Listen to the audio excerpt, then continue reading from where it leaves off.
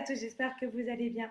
Pour ce week-end, on continue notre tour du monde culinaire et aujourd'hui, j'ai décidé de vous emmener en Inde. Namasté! L'objectif du jour, vous faire découvrir une recette typique de là-bas. Il s'agit de nos cheese naan accompagnés d'un poulet tikka masala et de son riz biryani. Vous trouverez des recettes indiennes sur Cookidoo, mais là, je vous partage les recettes d'un collègue qui a passé un séjour en Inde et qui les a adaptées au Thermomix. Allez, c'est parti pour une nouvelle découverte.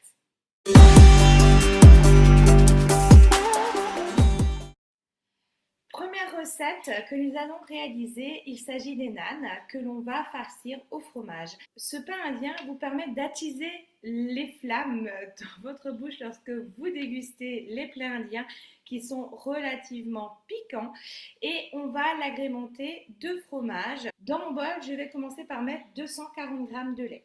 J'y rajoute un demi-cube de levure et je vais délayer ma levure pendant 2 minutes à 37 degrés sur la vitesse 2. Une fois ma levure délayée dans le lait tiédi, je rajoute 500 g de farine, 1 à 2 cuillères à café de sel. Alors là, j'ai mis 1 cuillère à café bombée, ça suffira pour ma part. À vous de voir en fonction de vos goûts. Et 120 g de yaourt nature. Je positionne mon couvercle et mon gobelet et je mélange le tout pendant 20 secondes à la vitesse 3. Une fois ma pâte mélangée, je pétris le tout pendant 3 minutes. Ma pâte à naan est prête, je l'ai transvasée dans un saladier et je l'ai recouvert de cello frais et je vais la laisser reposer le temps qu'elle double de volume.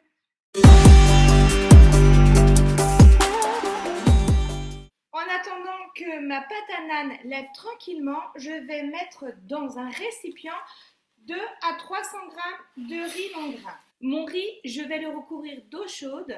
On va un petit peu l'attendrir en le recouvrant d'eau chaude, le temps de faire la suite des étapes de ma recette. Et je vais lancer ici mes couteaux en marche sur la vitesse 8. Et je vais jeter sur les couteaux 2 gousses d'ail et 10 g de gingembre. Gingembre frais, bien évidemment. L'objectif ici, c'est de préparer la base de notre riz qu'on va faire revenir un petit peu dans le bol. Mon gingembre et mon ail sont hachés de manière homogène. Je racle les parois de mon bol. Et à mon ail et mon gingembre frais, je rajoute 40 g de ghee. Le ghee, c'est un beurre clarifié que l'on a chauffé pour pouvoir enlever l'écume qui se dégage. Alors vous voyez, je l'ai filtré, mais il m'en reste encore un petit peu dans le fond. Et c'est cette écume-là, en fait, qui va brûler très vite lors de la cuisson. L'objectif ici, c'est de monter le point de fusion pour éviter que votre beurre brûle à haute température. Et là, donc du coup, maintenant que mon beurre est clarifié, je vais en rajouter 40 g à mon ail et mon gingembre émincé. Et je vais chauffer le tout pendant 2 minutes à 90 degrés sur la vitesse 1. Vous n'avez pas eu le temps de faire un beurre clarifié, donc du ghee, vous pouvez prendre votre beurre parce qu'on va être sur 90 degrés, c'est possible également. Là, je voulais vous proposer un plat indien jusqu'au bout en passant par le beurre clarifié. À la sonnerie, dans mon bol, je vais rajouter mon riz que j'ai égoutté. J'y rajoute 1 cuillère à café de cumin et 2 cuillères à café de curcuma. Et on est parti pour faire rissoler et mélanger le tout pendant 3 minutes à 100 degrés. On n'oublie pas le sens inverse sur la vitesse 1. Au bout des 3 minutes, mon riz a bien coloré. Je le transvase dans le panier de cuisson. Je poursuis ma recette en préparant maintenant la sauce qui accompagnera notre viande. Je vais mettre dans mon bol un oignon, 10 g de gingembre frais, 2 gousses d'ail, un petit peu de sel, toujours pareil, à votre convenance, et un petit peu de poivre, 1 cuillère à café de cumin, 2 cuillères à café de curcuma. La recette, elle est proposée pour des palais assez moyens, c'est-à-dire qu'elle n'est pas très forte. Si maintenant vous voulez rajouter un peu de piment, c'est à ce moment-là que vous allez pouvoir le rajouter. Moi, j'ai rajouté un petit peu de piment de Cayenne.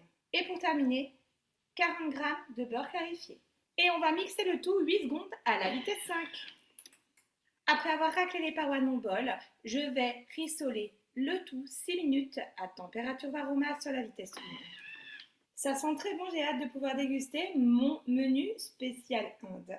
Alors, je vais rajouter à ma sauce une boîte de pulpe de tomate concassée, 75 g de pâte de tikka. Alors la pâte tikka, c'est quelque chose que vous pouvez trouver dans les rayons cuisine d'ailleurs ou les magasins spéciaux style asiatique, africain.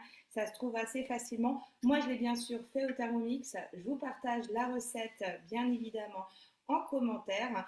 À l'intérieur, vous y trouverez des épices. Alors, on est sur le gingembre, la coriandre, l'ail, du cumin, du curcuma. Vous avez également de l'huile et de l'oignon. Donc, de la tomate, il me semble. Voilà, c'est un mélange qu'on a fait cuire pendant 40 minutes pour le réduire et ça forme une pâte que vous pouvez réserver dans un récipient au frigo recouvert d'huile comme les pestos ou les congeler en glaçons. Comme ça, vous prenez au fur et à mesure ce dont vous avez besoin lorsque vous voulez assaisonner une sauce. Et 250 g de crème fraîche épaisse. Et je rajoute 350 g d'eau. Je positionne mon riz. Lorsque vous faites une cuisson de votre riz dans le panier, veillez à ce que votre riz soit recouvert de liquide. Là, il en manquait un petit peu, donc j'en ai rajouté. Sinon, votre riz ne cuira pas correctement et restera croquant. Donc, veillez bien à ce que vos féculents soient recouverts. Là, je parle du blé, du riz, du quinoa, du boulgour. Il y a juste les pommes de terre qui peuvent cuire à la vapeur. Je positionne mon couvercle et dans mon varoma, j'ai préparé déjà 150 g de carottes coupées en rondelles ainsi que 150 g de pommes de terre coupées en cubes.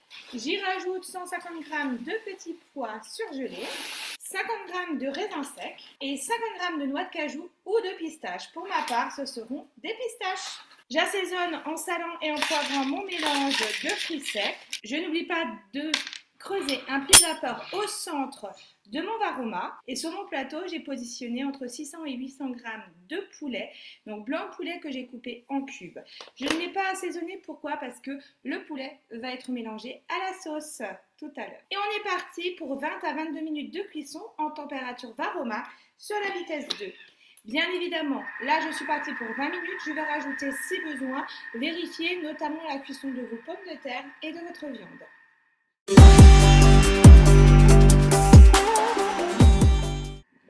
Pendant la cuisson de mon poulet tikka masala, j'ai donc travaillé ma pâte, j'ai coupé des petits disques. Alors là, volontairement, j'ai décidé de faire des petits cheese naan.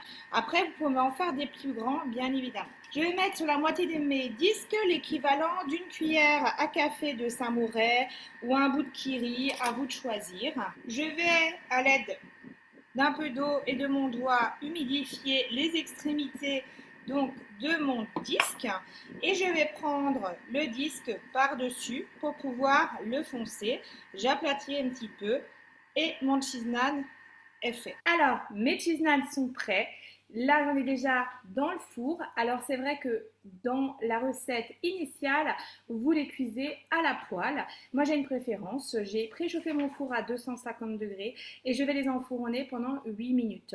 Suivez la dorure de votre cheese naan. Ils vont gonfler. Regardez, d'ailleurs, ils ont bien gonflé déjà de mon côté. En amont, j'ai rajouté donc une gousse d'ail émincée dans mon beurre clarifié et j'ai rajouté un petit peu de coriandre fraîche et j'ai badigeonné mes cheese naan sur le dessus. 8 minutes à 250 degrés et on surveille la cuisson.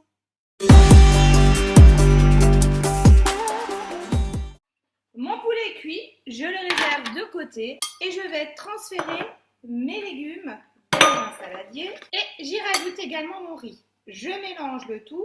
En amont, après avoir mélangé mon riz, je le réserve et je rajoute mon poulet pour finaliser la cuisson dans la sauce. Et je lance 3 minutes à 90 degrés en sens inverse sur la vitesse mijotage. Et voilà, regardez, mon poulet tikka masala, mon riz biryani qui est bien coloré avec mes cheese-naan qui sont prêts à être dégustés.